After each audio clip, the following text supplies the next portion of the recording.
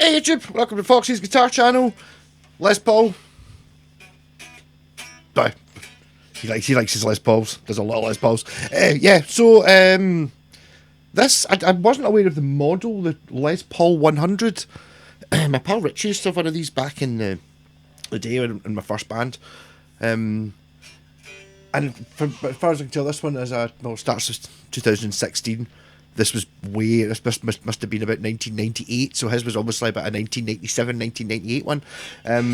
So we've got, I think it might actually have a cap. It's got it's not a flat top. It's got a carved top. It's got the four knobs, uncovered pickups. It's a bolt-on neck.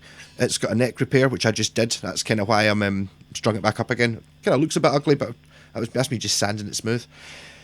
It wasn't a full. The head wasn't completely off, so it's quite easy to do that. You just kind of wet it, glue it, clamp it, leave it, string it, play it.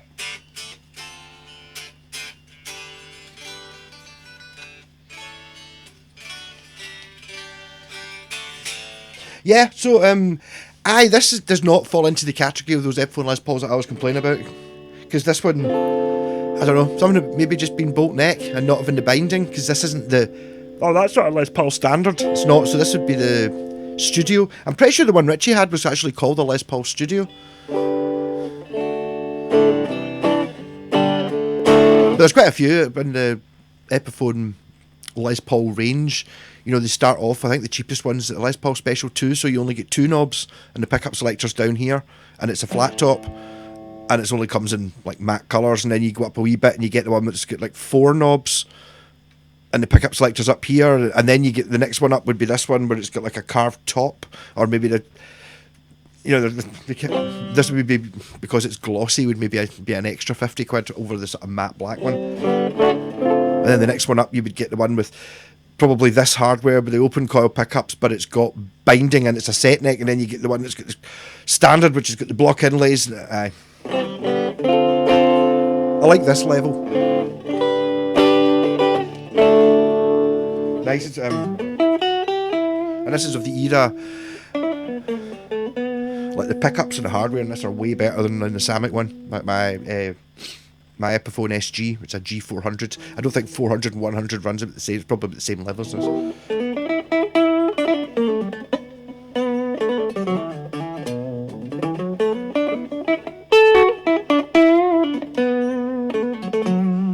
I just remember the first time I ever got a shot of a guitar like this. It was like, oh, how'd you change the strings? Oh my god, that's so easy, because I'd had a Strat and I'd had a Floyd Rose, and this is like, oh, it's pure caveman type brutality, like how simple it is. Just you put the string through there, you put it over that, and that's it. Oh, had to get an SG after that.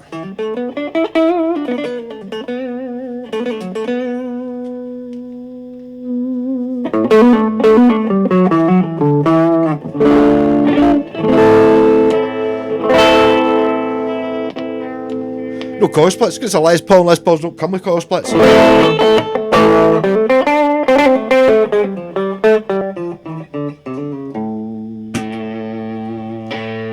Rat Bridge.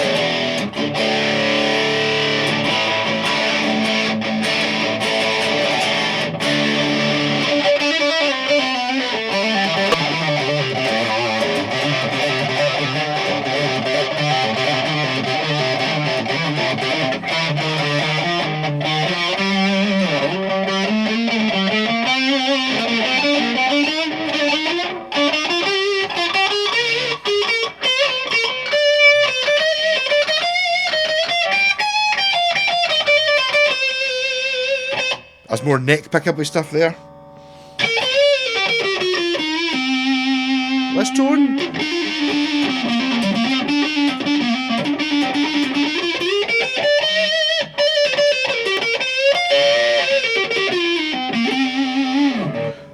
Get some turbo grease on.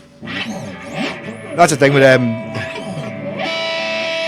especially the cheaper strings. They're a bit kind of grotty, so I use this fast fret stuff, which I've had forever. This is a vintage one with a vintage wooden handle on it. Generally get one, but it's got like a plastic handle, so it doesn't have any of the tone of this one.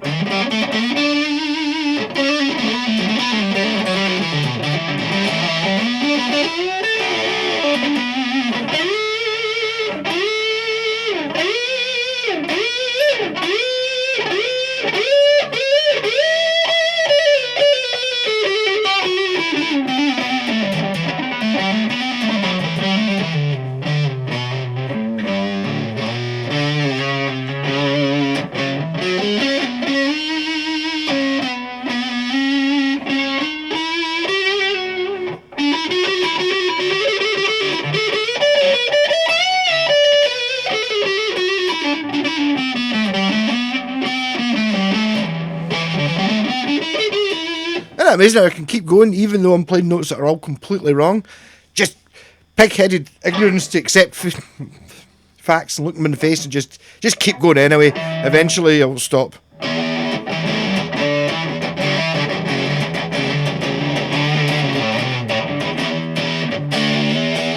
This one also comes with a decent type of tuners, sort of go-to type drummers. Comes with a terrible positioning for the strap button.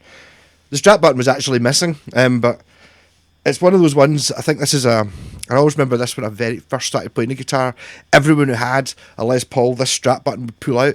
It's just, see, because of where it is, and you're hanging it on a strap, it's naturally it's almost like you've started peeling it off. It's like, how could they not just design something that's a bit hooky or something? But then again, that's when I realised that, hold on, that's not the way they were in the 50s.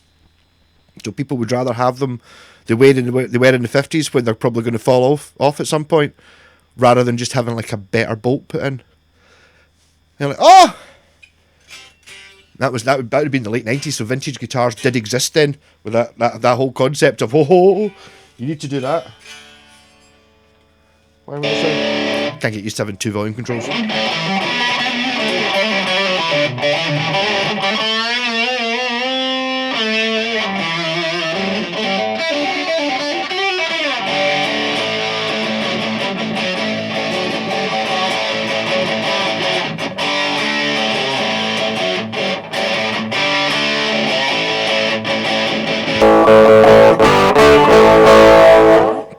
But I mean, if it did come down to, I don't think the price would be comparable. But this, compared to the Harley Benton one, it's a much better guitar. Not as fancy. Doesn't have the binding. Doesn't have the stuff on it. It's a bolt-on neck, so it doesn't have the tone. But this is quite good. I'm saying that. I bet these are like £400 or something like that. There'll be something stupid now. Second hand, I don't think they are. I mean, I would have priced this without the broken neck. I would have expected to see this at, I don't know, about 150, 200 quid used just now, maybe. I don't know. It's certainly the sort of thing.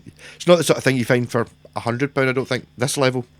You'll get the plain one, or you used to be able to get the plain one for that, but not the one with not when it's actually quite nice. You know, this is in the point of actually being. It's actually quite a pretty guitar, rather than being too utilitarian. You know. I do like a utilitarian guitar though. Rock on.